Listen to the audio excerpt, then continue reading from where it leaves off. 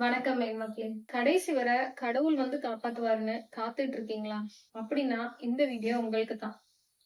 ஒரு ஊர்ல வெள்ளம் வந்தது. எல்லா மக்களும் தன்னை காப்பாத்திக்க ஒவ்வொரு இடத்த தேடி ஓடுனாங்க. ஆனா ஒரே ஒரு கடவுள் பக்தி கொண்ட ஒரு மனுஷன் மட்டும் தன்னோட வீட்டு கூரை மேல அமர்ந்திருந்தானாம். எவ்வளவோ பேர் அறிவுரை கூறியும் கூரையை விட்டு இறங்கவே இல்லையாம். அந்த நேரத்துல ஒரு படகு மக்களை காப்பாத்துறதுக்காக அந்த வெள்ளத்துல வருது. அந்த மனுஷன் ஏற மறுத்தானாம். கடவுள் வந்து என்னை காப்பாத்துவாருன்னு.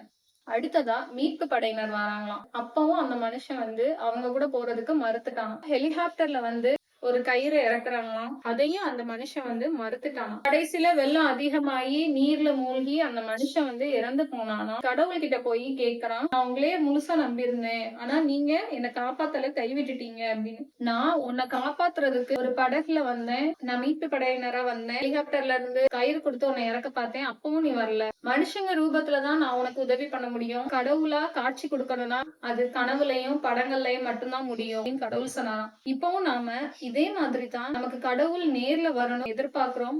ஆனா நம்மள சுத்தி இருக்கிறவங்க மனுஷங்க தான் நாம வேண்ட நம்மளோட கடவுளா இருப்பாங்க.